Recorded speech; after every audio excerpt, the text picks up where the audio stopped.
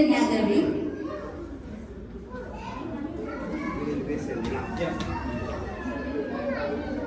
Bismillahirrahmanirrahim. Alhamdulillah. Wassalatu wassalamu ala rasulillah wa ala alihi wa sahbihi wa man tabi'ahum bi ihsanin ila yawmiddin. இன்றைய தினம் நடைபெறுகின்ற இந்த விழாவுக்கு என்னை அழைத்தமைக்காக ஏற்பாட்டாளர்களுக்கு என்னுடைய நன்றிகளை நான் தெரிவித்துக் கொள்வதாக இந்த சந்தர்ப்பத்தை பயன்படுத்தி பெற்றோர்களாக இங்கே வருகை தந்திருக்கின்ற உங்களுக்கு பொதுவான சில வழிகாட்டுகளை ஆலோசனைகளை வழங்குவது பொருத்தம் என்று நான் நினைக்கிறேன். உண்மையில நாங்கள் வாழ்ந்து கொண்டிருக்கின்ற இந்த சமூகத்தை பொறுத்தவரையிலே கல்வி என்பது எங்களுக்கு மிகவும் இன்றியமையாததாக மிகவும் முக்கியமானதாக இருக்கிறது என்பதை புதிதாக உங்களுக்கு நான் சொல்ல தேவையில்லை. குறிப்பாக இந்த பாடசாலையை பொறுத்தவரையில் இதுல பெற்றோர்களாக இருக்கிற நீங்க நான் கேள்விப்படுகிறேன், பெரும்பாலும் வெளிநாடுகளுக்கு சென்று வருகின்ற அங்கே வாழ்கின்ற இங்கும் வந்துவிட்டு செல்கின்ற அந்த அடிப்படையிலே இருக்கின்றவர்கள் நீங்கள் போய் வாழ்ந்து அல்லது இருந்து வந்திருக்கின்ற அந்த நாடுகளையும் எங்களுடைய நாட்டையும் ஒப்பிடுகின்ற நேரத்திலே இன்றைக்கு உலகளாவிய ரீதியில நாங்கள் எங்களுடைய பிள்ளைகளுக்கு கொடுக்க வேண்டிய மிக முக்கியமான விடயம்தான் கல்வி என்பதை நீங்கள் மறுக்க மாட்டீர்கள். பொதுவாக இன்றைய உலகம் பல்வேறு விதத்திலே முன்னேறி இருக்கின்ற அந்த சந்தர்ப்பத்திலே நாங்கள் எங்களுடைய பிள்ளைகளை பொறுத்தவரையில் எங்களுடைய வாழ்வின் மொத்த எதிர்பார்ப்பு எங்களுடைய பிள்ளைகள் தான்.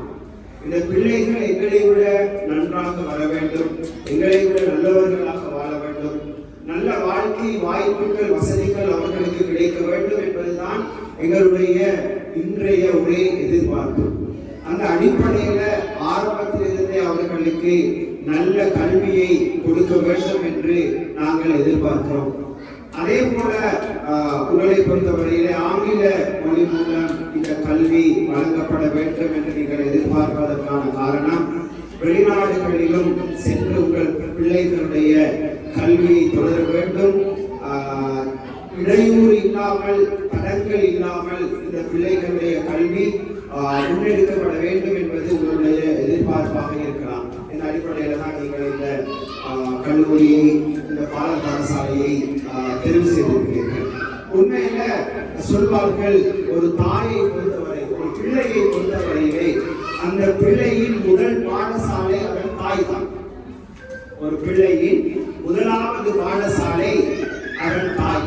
அப்படியாக இருந்தால் ஒரு குழந்தை தாயுடைய வயிற்றுக்கு கருத்தரித்தது முதலே அந்த குழந்தை படிக்க ஆரம்பிக்கிறது, கற்க ஆரம்பிக்கிறது, தன்னுடைய சூழலிலே நடக்கின்ற விடயங்களை கிரகிக்க ஆரம்பிக்கிறது. அதன் பிறகு அந்த குழந்தை பிறந்த பின்னர் தன்னுடைய தாயுடைய அரவணைப்பிலே தான் அது வளர்கிறது. தாயிடம் 2 வருடங்கள் அந்த குழந்தை பாலூட்டுகிறது. அந்த சந்தர்ப்பத்திலே அந்த தாயுடைய உணர்வுகள், அந்த தாய் என்னென்னவெல்லாம் நினைக்கிறாள், தாய் என்னென்னவெல்லாம் சிந்திக்கிறாள், என்னவெல்லாம் பேசுகிறாள், எப்படியெல்லாம் நடந்து கொள்கிறாள் என்பது குழந்தையுடைய வாழ்க்கையிலே ஆழமாக மனதிலே ஆழமாக தெரியும். ஒரு குழந்தையை பொறுத்தவரை, ஒரு மனிதனை பொறுத்தவரையில அவன் எவ்வளவு பெரிய விஞ்ஞானியாக இருந்தாலும், எவ்வளவு பெரிய ஆய்வாளனாக இருந்தாலும், எவ்வளவு பெரிய திறமைசாலியாக இருந்தாலும் அவனுடைய மூளை சுமார் அவன் பிறந்த 5 வருடங்களுக்குள் அவனுடைய மூளை வளர்ச்சி அடைகிறது. அந்த 5 வருடங்களுக்குள்ளால் இதுல கருத்து முரண்பாடுகள் உளவியலாளர்களுக்கு மத்தியில் இருக்கிறது. 5 வருடம், 6 வருடம், 7 வருடம் இப்படியான வித்தியாசமான கணக்குகளை சொல்லியிருக்கிறார்கள். என்றாலும் இளமையில் மிக இளமை காலத்திலே அந்த குழந்தையுடைய மூளை வளர்ச்சிக்கான அந்த இயல்மையை அந்த குழந்தை பெற்றுக் கொள்கிறது. அப்படியாக இருந்தால் இந்த குழந்தைகள் எதிர்காலத்திலே மிகச் சிறந்தவர்களாக, நல்ல குழந்தைகளாக, சாதனையாளர்களாக வர வேண்டுமாக இருந்தால் அதற்கான சூழலை நாங்கள் அவர்களுடைய இளமை காலத்திலே ஏற்படுத்த வேண்டும். நல்ல சிந்தனைகளை எங்களுடைய குழந்தைகளின் உள்ளத்திலே நாங்கள் விதைக்க வேண்டும். நல்ல மனிதர்களாக அவர்களை நாம் நடத்துவதற்கான நல்ல உணர்வுகளை எங்கள் பிள்ளைகளுக்கு நாங்கள் கொடுக்க வேண்டும். இன்று நாங்கள் பார்க்கிறோம், போட்டி மிகுந்த ஒரு உலகத்திலே நாங்கள் வாழ்ந்து கொண்டிருக்கிறோம். எப்படி நாங்கள் கற்றுக் கொடுப்பது என்றால், போட்டி எங்களுக்குள்ளே ஃபெஸ்ட் வரணும், எல்லாத்திலையும் எங்களுக்குள்ளதான் ஃபெஸ்ட் வரணும். எல்லாம் அவர் விளையாட்டிலையும் அவர் தான் சிறந்து விளங்க வேண்டும், விளையாட்டிலும் அவர்தான், கல்வியிலும் அவர்தான், மொழியிலும் அவர்தான், ஸ்பீச் இது மாதிரி எல்லா விஷயங்களிலும் என்னுடைய குழந்தை தான் சிறந்து விளங்க வேண்டும் என்று எதிர்பார்க்கிறீர்கள். அது நல்ல விஷயம் தான். ஆனால் இந்த குழந்தைகளுக்கு நாங்கள் அந்த போட்டித்தன்மையை, வெறித்தனம் மிகுந்த போட்டித்தன்மையை குழந்தைகளுக்கு ஒரு நாளுமே நாங்கள் படிப்பிக்க கூடாது. அவர்களுக்கு திறமையை வெளிக்காட்டுகின்ற உணர்வை நாங்கள் கொடுக்க வேண்டும். ஆனால் தங்களுடைய நண்பர்களை, சகபாடிகளை, தங்களோடு இருக்கின்றவர்களை மதித்து நடக்கின்ற பண்பை இந்த குழந்தைகளுக்கு நாங்கள் கற்றுக் கொடுக்க வேண்டும். உதாரணமாக எங்களுடைய பிரதேசத்தை நாங்கள் எடுத்துக்கொண்டால், நாங்கள் பார்க்கிற ஒரு முக்கியமான விஷயம் தான், பொருளாதார ரீதியாக நாங்கள் அடுத்தவர்களை மிகைக்க வேண்டும் என்கின்ற உணர்வு எங்களுடைய மக்களுக்கு மத்தியில் அதிகமாக இருக்கிறது. இதன் காரணமாக பல மோசமான பின்விளைவுகளை நாங்கள் சந்தித்துக் கொண்டிருக்கிறோம். அண்மை காலங்களிலே நாங்கள் கேள்விப்படுகின்றோம், பொருளாதாரத்தை வளர்த்துக் கொள்ள வேண்டும் என்ற காரணத்துக்காக போதைப் பொருள் வியாபாரங்களில் கூட எங்களுடைய பிரதேசங்களிலே இருக்கின்றவர்கள் ஈடுபட்டு வெளிநாடுகளுக்கு சென்று பிடிபட்டு இருக்கின்ற செய்திகளை கூட நாங்கள் கேள்விப்படுகின்றோம். எனவே போட்டி என்பதை விட திறமையை வளர்த்துக் கொள்வது, அடுத்தவர்களோடு இணங்கி வாழ்வது, அடுத்தவர்களுக்கு இடமளிப்பது, தன்னுடைய நிலைமையை அடுத்தவர்களுக்கு பயனுள்ள வகையில் அமைத்துக் கொள்வது என்ற அடிப்படையிலான நல்ல உணர்வுகள் எங்கள் குழந்தைகளுக்கு வழங்கப்பட வேண்டும். எனக்கு தெரியும், இலங்கையை பொறுத்தவரையில இலவச கல்வி என்ற ஒன்று இருக்கிறது. பாடசாலைகள் ஊடாக, பல்கலைக்கழகங்கள் ஊடாக அது வழங்கப்படுகின்றது. ஆனால் முன்பள்ளி என்று சொல்லுகின்ற இந்த மொண்டிசோரி, இந்த நர்சரி எஜுகேஷன் இலவசமாக வழங்கப்படுவதில்லை, அரசாங்கத்தால் வழங்கப்படுவதில்லை. அரசாங்கம் இது குறித்து போதுமான அளவு கவனம் எடுப்பதில்லை. இப்படியான ஒரு நிலைமை தான் இருந்தது. அதன் காரணமாகத்தான் பல்வேறு பாடத்திட்டங்கள், பல்வேறு வழிமுறைகள், பல்வேறு மொழி மூலங்கள், இப்படி வித்தியாசமான அமைப்புல இந்த பாலர் கல்வி அல்லது முன்பள்ளி முறைமை இலங்கையில ஒரு ஒழுங்கின்றி காணப்படுகின்ற ஒரு நிலைமை இருக்கிறது. புதிய அரசாங்கம் இதனை ஒழுங்குபடுத்துவதற்கான ஒரு திட்டத்தை முன்மொழிவை செய்திருக்கிறது. 2026ஆம் ஆண்டு அடுத்த வருஷத்திலிருந்து முன்பள்ளிகளை ஒழுங்குபடுத்துகின்ற, ஒரே பாடத்திட்டத்தின் கீழ் ஒன்றிணைக்கின்ற ஒரு செயல் திட்டத்தை பற்றி அரசாங்கம் முன்மொழிவுகளை செய்திருக்கிறது, ஆலோசனைகளை முன்வைத்திருக்கிறது.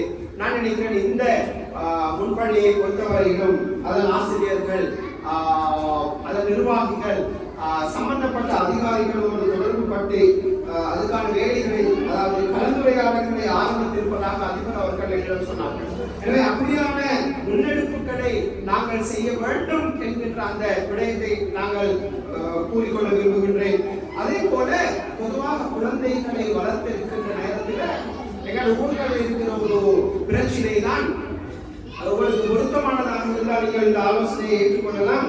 நாங்கள் எங்களை சார்ந்த, எங்களை போன்ற, எங்களோடு இருக்க தகுதியானவர்கள் என்று கருதுகின்றவர்களோடு மாத்திரம் நாங்கள் எங்கள் பிள்ளைகளை சுருக்கிக் கொள்வது என்கின்ற ஒரு தன்மை இருக்கிறது. ஆனால் பொதுவாக நாங்கள் பார்க்கிறோம், கல்வி உலகத்திலே சாதாரணமாக கீழ்மட்டத்தில் இருக்கின்றவர்களோடும் சேர்ந்து பழகுகின்ற, புலங்குகின்ற ஒரு அமைப்பை எங்கள் குழந்தைகளுக்கு ஏற்படுத்த முடியுமாக இருந்தால் எதிர்கால சவால்களை அவர்களால் எதிர்கொள்ள முடியுமா இருக்கும்.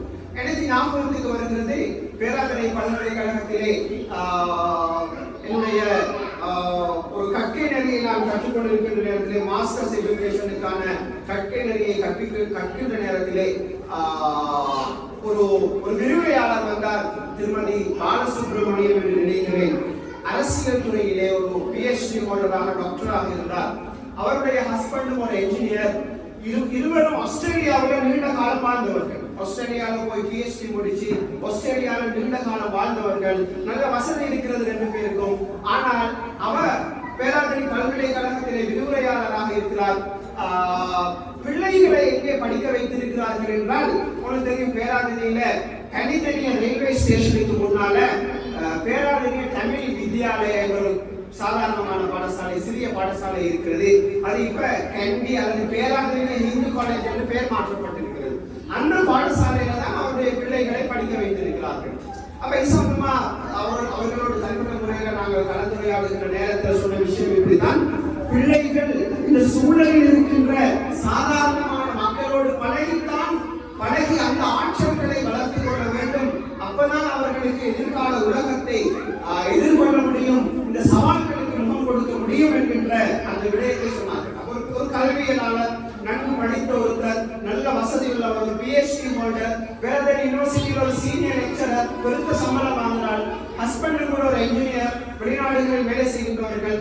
இப்படி இருந்தாலும் கூட அவர்கள் தங்களுடைய பிள்ளைகளை ஒரு அரசாங்க பாடசாலையில், ஒரு சாதாரண பாடசாலையில், சாதாரண மக்கள் வாழுகின்ற படிக்கின்ற நிறைய குறைபாடுகளோடு இருக்கிற ஒரு பாடசாலையில் தான் தங்கள் பிள்ளைகளை அவர்கள் படிக்க வைத்திருக்கிறார்கள். அந்த சூழலை அவர்கள் படிக்க வேண்டும், அந்த என்வாயன்மெண்டை படிக்க வேண்டும், அந்த என்வாயன்மெண்ட்டுக்கு தகுந்தவர்களாக அவர்கள் ஆக வேண்டும் என்கின்ற ஒரு எதிர்பார்ப்பு அவர்களுக்குள்ளால் இருக்கிறது. நான் நினைக்கிறேன் இது எங்களை சிந்தனைக்கு நாங்கள் எடுத்துக்கொள்ள வேண்டிய விஷயம். எங்கள் ஊரை பொறுத்த வரையிலும் சாதாரணமாக நாங்களும் எங்கள் ஊர் அங்குரை எடுத்துக்கொண்டால் பல பாகங்களாக நாங்கள் பிரித்திருக்கிறோம்.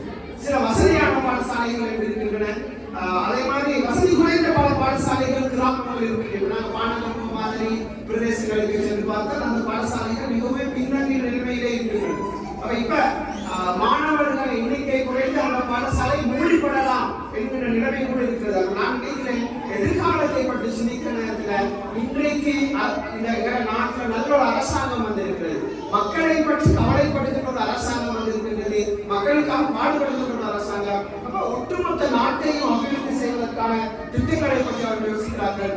அந்த திட்டங்களையும் உள்வாங்கி அந்த அதிகாரிகளோடு நாங்கள் தொடர்புகளை வைத்துக் கொண்டு, உங்களுக்கு ஸ்பெஷல் நீட்ஸ் இருக்கலாம், விசேட தேவைகள் இருக்கலாம், அதையும் நாங்கள் ரெண்டையும் கம்பைன் பண்ணி ரெண்டையும் இணைத்த வகையில நாங்கள் இந்த பிள்ளைகளை வளர்க்கணும். சமூகத்துக்கு பயனுள்ள பிள்ளைகள் நாளைக்கு இந்த பிள்ளைகளுக்கு உருவாகணும். அதற்கு உண்மையில இந்த நல்ல இந்த சமூகத்தின் தேவைகளை நிவர்த்தி செய்கின்ற பிள்ளைகளாக இந்த எல்லா பிள்ளைகளும் வர வேண்டும் என்று நான் பிரார்த்திக்கிறேன். உண்மையில இப்படியான வாய்ப்பை தந்தமைக்காக நான் நன்றிகளை தெரிவித்துக் கொண்டு நான் என்னுடைய உரையை நிறைவு செய்கிறேன். வாசுதாவான அல்ஹம்துலில்லாஹி ரப்பில் ஆலமீன். அஸ்ஸலாமு அலைக்கும் வரஹ்மத்துல்லாஹி வபரகாத்துஹு.